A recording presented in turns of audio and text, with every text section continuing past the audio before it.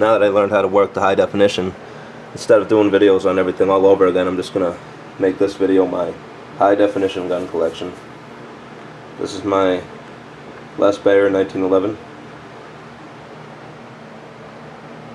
It's a custom 1911 or semi-custom. I bought it at the gun shop. He bought it new, so I bought it new. It was $1,800 1911, but in my opinion, it was worth every penny. Because I've seen Kimbers, some Kimbers going for like $1,400, and Kimbers don't even come with the, metal mainspring housing. They have the plastic, and there is just so much more man-hours involved in a Les Baer than most other production guns. Even this basic Premier 2 model right here has, I believe, over 25 hours of actual gunsmith time, where there was actual dudes filing away at parts and making sure everything worked. It's very accurate. This has basically, it's a stock Premier 2. I didn't get anything changed to it. If you were just to call up Les Baer and say I want a Premier 2, a standard Premier 2, this is the standard Premier 2. I'm going to send it back though and get the Super Tack package done to it. It's going to be covered with a whole new coating and everything. It's going to be a whole new gun. I'm also going to get the two-piece magwell installed. I have a Les Baer stainless steel Stinger on the way. I'm just waiting for it to come in. Hopefully 2 more months it should be here. That's my Les Baer. This is my Browning High Power.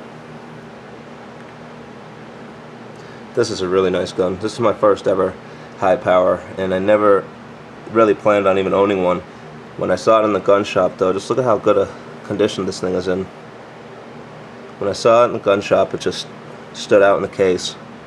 The grips are immaculate. The barrel is immaculate. This has a 15-round magazine. Has the 15-round Mec-Gar magazine, which is a really nice magazine. Probably going to order a whole bunch more of those. I like the 15-round magazine over the 13-round, especially since it's flush fit. Now I don't know what year this one was made in, but this is an extremely nice one. I really like the real shiny bluing to it. The wood grips, it looks awesome. I love the gold lettering there and there. I'm not actually that good of a shot with this gun yet. I just got it not that long ago, and even a couple of my friends had a hard time figuring out how to shoot this gun. It could be because I'm used to single actions being as nice as a 1911, and this is a little different. I think the trigger just might need some time to warm up to me, or I need some time to warm up to the trigger. So that's my FN High Power. This is my favorite revolver I've ever owned, and this is my Smith & Wesson Model 66 no dash. This one has all stainless steel sights. Doesn't have like the orange thing up there or the black part up here. It's all stainless steel, which is really cool looking. It's a pinned and recessed Smith & Wesson, which means it has the pin barrel, and the cylinder, when you put the bullets in them, they lay flush. It has the original grips, which are awesome. I love these old school grips. One of the reasons I don't buy new Smith & Wessons is because I like my revolvers with fancy wood grips, factory grips too, and I hate their new factory grips. They suck. They don't even give you metal medallions anymore. They give you some shitty little plastic medallions. Then they have the laser etching on everything on the old Smith & Wessons. This is all engraved. Same here and everything. This revolver, I've owned a 686 with a 6.5 inch barrel or something in the past. This is the nicest shooting .357 I've ever owned or even shot. I've never got a chance to shoot a Colt Python, but .357 Magnum Smith & Wesson wise, this is what I'm talking about. I might want to get a, actually if I was to get one .357 Smith & Wesson Magnum out of anyone, it would be the Model 27, an early one with like either a 4-inch or 3.5 inch barrel. Those were the true Smith & Wesson revolvers. If you ever get a chance to look up the Model 27, the early ones had a forcing cone that was so big and massive You could just imagine how tight the lockup must have been on them. This is a nice gun though. I love this thing. It was made in 1974. I bought it with very little wear on it. It was probably hardly fired, and I broke it, and if you see any scratches on there, they're all from me. This is my Glock 20. No big deal, it's just a Glock. Big frame Glock, 10mm. It's one of my favorite guns though. Then this is the newest one I just bought.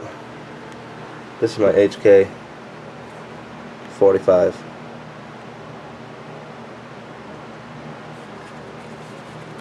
I have the large size back strap that came with, and I love these back straps. The grip on this gun is probably one of the most comfortable guns I've ever felt.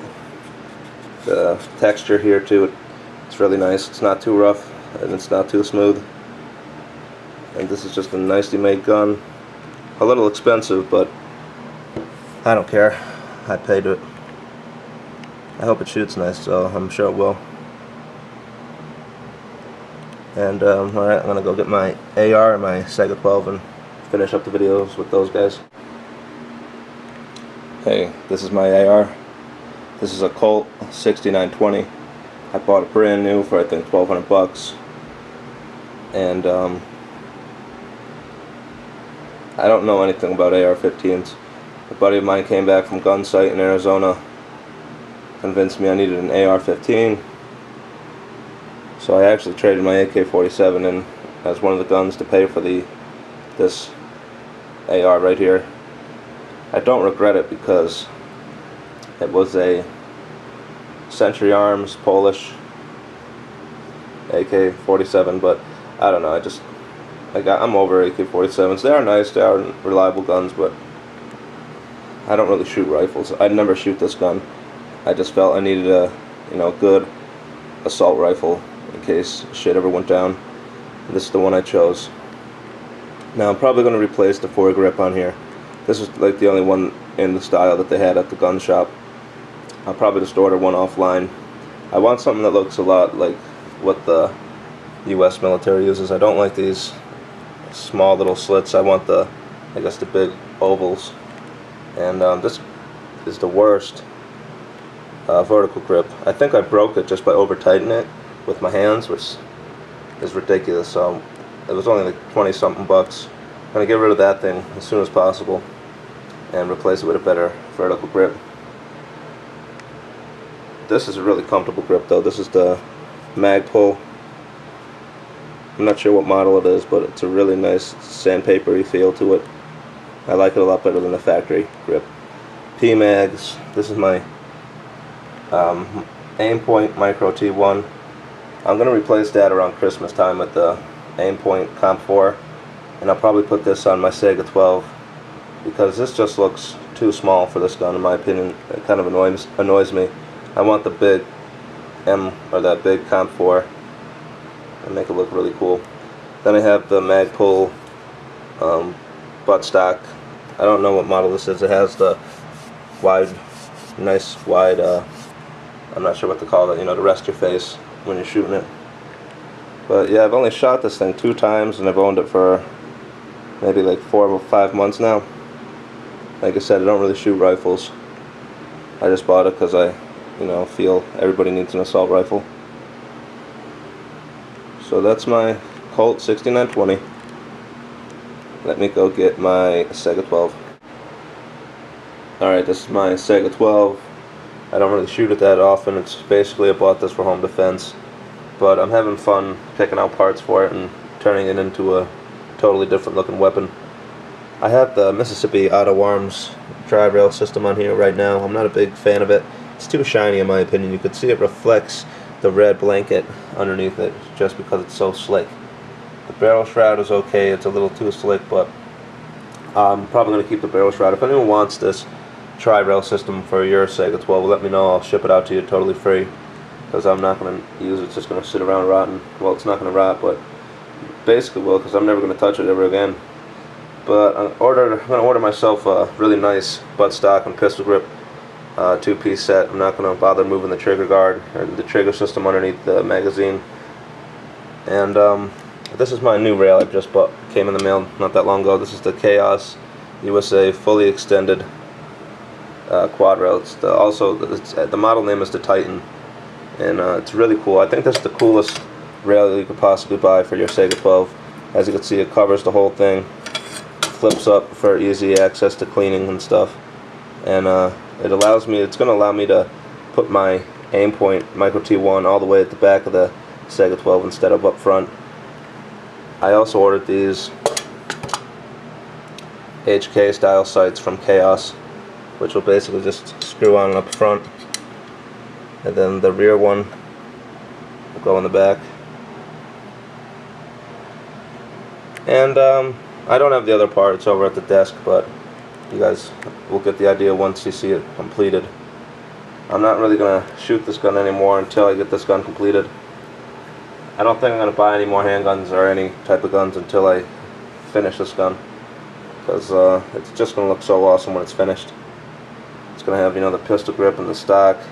It's going to have this really awesome Chaos rail on there with the HK